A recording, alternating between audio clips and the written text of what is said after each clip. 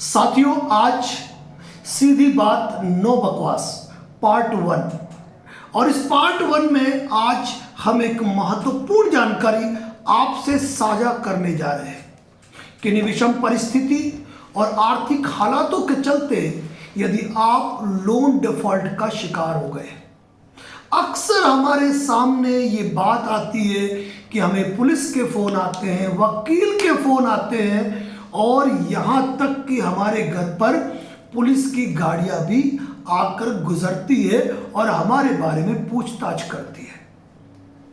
आज ये वीडियो आपके एरिया के जितने भी पुलिस अधिकारी हैं ना, उनको शेयर कर दीजिए।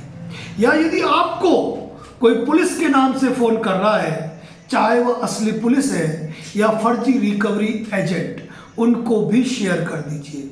क्योंकि इस वीडियो में आज हम बताएंगे कि किस तरह फर्जी वकील, फर्जी पुलिस मिलकर असली पुलिस के साथ भी खेल कर रहे हैं और असली पुलिस भी शिकार होती जा रही है इन रिकवरी एजेंटों के माया जाल से। वीडियो कम शब्दों में समझने की कोशिश कीजिएगा।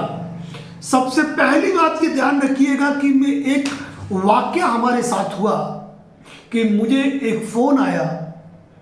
फोन पर व्यक्ति ने कहा कि सर, मेरे घर पर पुलिस आई, आप बात कीजिए। और दिल्ली से किसी पुलिस अधिकारी का फोन आया तो मैंने कहा ठीक है। तो उन्होंने कहा कि उन्होंने वकील साहब से बात करने को कहा है। मैंने उन वकील साहब से बात की, 5 मिनट की बात चली।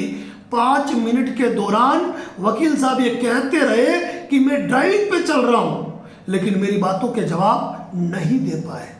उसके बाद जब हमने एसआई साहब को लाइन पे लिया, मतलब जिस व्यक्ति ने खुद को सब इंस्पेक्टर कहा था, हमने उसको लाइन पर लिया, तो वह भी नदारत होते नजर आए। और जब हमने उस साथी के घर पे जो पुलिस के जवान आए थे, उन जवानों को जब हमने लाइन पे लिया और उनसे पूछा कि आप इनके घर पे क्यों गए, तो उनका जवाब आया कि सर, हम इनके घर वेरिफिकेशन के लिए गए थे। हमको दिल्ली पुलिस से फोन आया था और हमको कहा गया था कि इनके घर पे वेरिफिकेशन के लिए जाओ क्योंकि इनके खिलाफ एनबीडब्ल्यू जारी हुआ है। जाहिर सी बात है कि वो जो पुलिस वाले थे जो इनके घर पे वेरिफिकेशन करने के लिए गए थे, वह वास्तविक पुलिस थी। लेकिन वो वास्तविक पुलिस भी उन फर्जी पुलिस का शिकार हो गई जिन्होंने मान लिया कि सामने सब इंस्पेक्टर साहब बोल रहे हैं। अब सोचने की बात यह आती है कि इन जवानों के नंबर उन पुलिस वालों को कहां से मिले।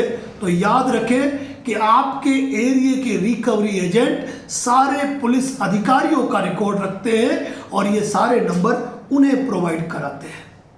तो आज इस वीडियो के माध्यम से हम असली पुलिस वालों को भी कुछ बात कहना चाहते हैं जो उन्हें ध्यान से सुननी चाहिए। क्यों? क्योंकि इस मैटर में यदि आप असली पुलिस वाले यदि किसी फर्जी पुलिस का आदेश मानकर अगर किसी के घर चले गए ना और वहां पर यदि आपके खिलाफ कंप्लेंट होगी तो जनाब आपकी वर्दी उतर जाएगी। ये चीज ध्यान रखिए। आप किसी के घर जाते हो तो आपको बाकायदा दर्ज एंट्री करके जानी पड़ती है कि आप किसी के घर गए, क्यों गए, कैसे गए, किस कारण से गए, किस रिपोर्ट के आधार पर गए। आपसे हजारों किलोमीटर दूर बैठा कोई फर्जी रिकवरी पुलिस अधिकारी बनकर ऊंचे रोबदार आवाज में आपको कहता है और आप चले जाते हो और खुद की वर्दी पे निशाना लगा देते हो। तो ये चीज ध्यान रखें, बहुत ही महत्वपूर्ण बात है। और ये भी ध्यान रखें कि कुछ पुलिस के जवान, मैं सब पर नहीं कहूंगा, रिकवरी एजेंट की मामूली चिल्लर के चक्कर में, रिकवरी एजेंट की मामूली चिल्लर के चक्कर में अपने नंबर से फोन करते हैं और बिना किसी रिपोर्ट के उनके घर चले जाते हैं। तो ये काम भी नए पुलिस के जवान बिल्कुल ना करें।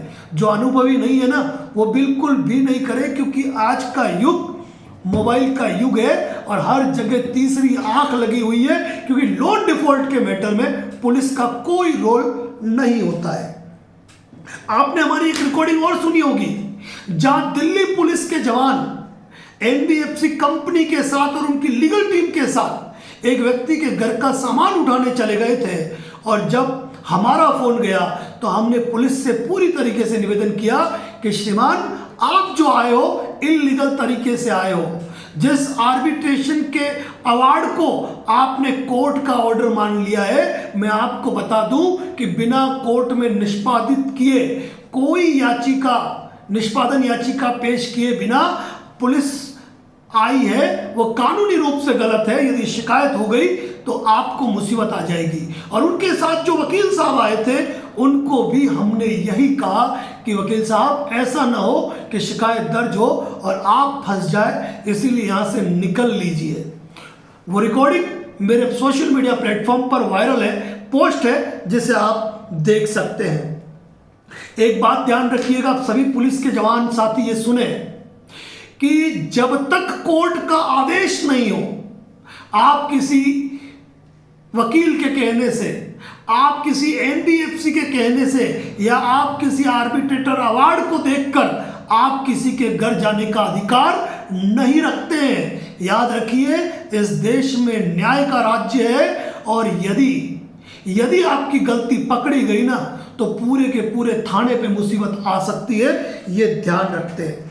और कई बार पुलिस वाले भी फोन करके कहते हैं कि आपका कोर्ट से एनबीडब्ल्यूआर वारंट जारी हुआ है और आप कोर्ट में पेश नहीं हो रहे हो, और इसकी सूचना हम तक आई है। असली पुलिस वाले कहते हैं कि दिल्ली पुलिस से फोन आया है। तो मैं आपको कह दूं, स्थानीय पुलिस थाना, आपको किसी व्यक्ति को फोन करने का कोई अधिकार नहीं है। बिना किसी डॉक्यूमेंट के, यानी कि कोई वारंट नहीं है, तो आपको उनके घर जाने का अधिकार भी नहीं है, और आपके साथ फर्जीवाड़ा किया जा रहा है एनबीएफसी कंपनियों के कई रिकवरी एजेंट द्वारा, फर्जी पुलिस और फर्जी रिकवरी एजेंट बनकर। एक बात और ध्यान रखिए, यदि कोई रिकवरी एजेंट किसी लोन डिफॉल्टर के खिलाफ कंप्लेंट लेकर आपके थाने में आया है ना, तो उसकी रिपोर्ट दर्ज करने से पहले आपको यह ध्यान होना चाहिए कि वह किसी बैंक के मार्फत आया है, किसी एनबीएफसी के मार्फत आया है, तो उसका ज्वाइनिंग लेटर, यानी उसका अपॉइंटमेंट लेटर, उसका एम्प्लॉय आईडी कार्ड, उसका होम विजिट लेटर, उसका डीआरए लाइसेंस, और यहां तक कि उसको ऑथराइजेशन लेटर, यानी कि उसको पावर ऑफ अटॉर्नी मिली है कंप्लेंट फाइल करने की, उसके बिना आप किसी भी रिकवरी एजेंट की कंप्लेंट किसी लोन डिफॉल्टर के खिलाफ नहीं ले सकते हैं। और वहीं पर यदि कोई लोन डिफॉल्टर किसी रिकवरी एजेंट की शिकायत लेकर आपके पास आया है,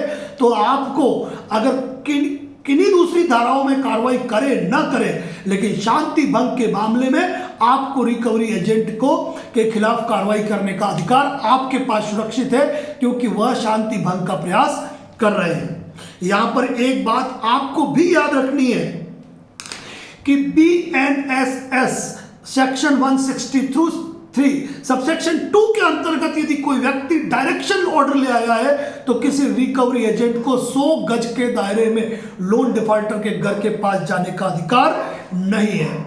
और जब कोई फर्जी पुलिस फोन करती है ना, तो फर्जी पुलिस अगर किसी भी साथी को फोन करती है, उसको एफआईआर नंबर पूछना, थाने का पूरा नाम पूछना जरूरी है, और वहां पर एक ही शब्द यूज करना है, जैसा कि हमारे आशु जी अग्रवाल साहब ने कहा था कि यदि आपने मेरे खिलाफ एफआईआर दर्ज की है, तो मुझे 41A का नोटिस, जो कि वर्तमान कानून में बीएनएसएस की धारा 35 है, 35 है, उसका नोटिस मुझे भेजो।